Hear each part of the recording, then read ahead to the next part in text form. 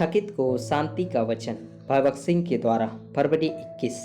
मैं यहोवा के पास गया और उसने मेरी सुन ली। भजन संहिता 34 का 4 पद।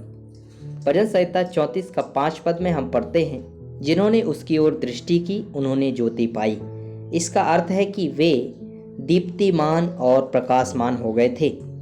इससे पहले कि वह उसके पास आते, उनके चेहरे डर और पाप और लज्जा के चिन्हों से भरे हुए थे।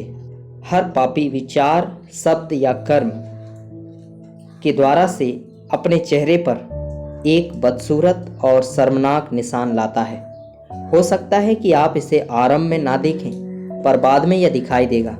यहाँ पर परमेश्वर कहता है, उन्होंने उसकी ओर देखा और उनके मुंह चमक रहे थे। ये लोग कौन थे? ये वे थे जिनके कभी लज्जाजनक और भद्दे चेहरे थे, जहां तुम्हें पाप के कालापन के सिवा और कुछ दिखाई नहीं देता था। लेकिन अब उसे देखकर उनके चेहरे चमक उठे, वे दीप्तिमान हो गए। उनके चेहरे पर एक नई स्वर्गीय सुंदरता आ गई। यह सुंदरता जो परमेश्वर देता है, वह साबुन या पाउडर या क्रीम लगाने या सोने चांदी के गहने पहनने से नहीं आती।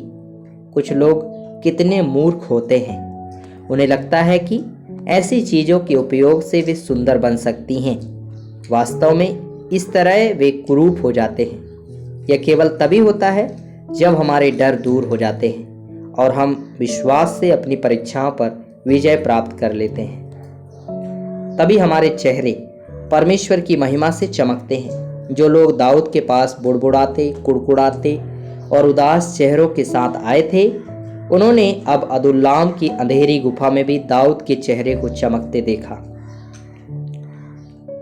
उन्होंने यहोवा की ओर देखना भी सीखा और उनके मुख भी चमकने लगे।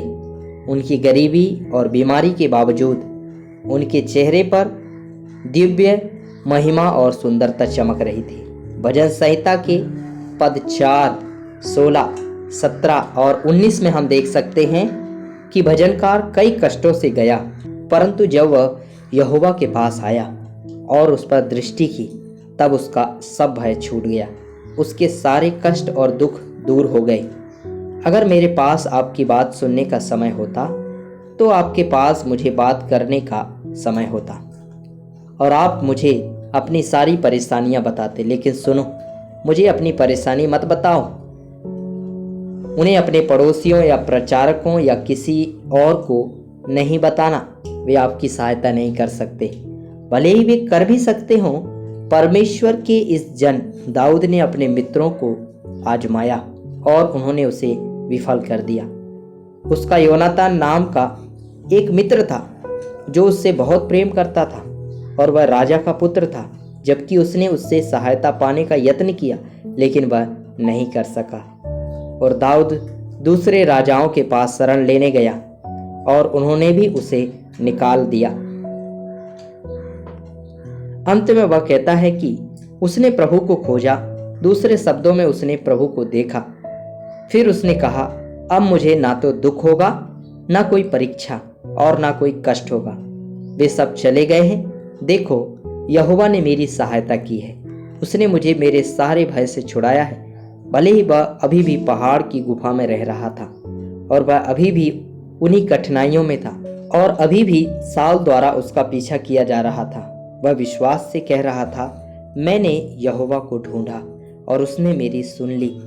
उसने मुझे मेरे सारे भय, कष्टों, परीक्षाओं और कष्टों से छुड़ाया है। इस प्रकार वह आपको भी छुटकारा देगा।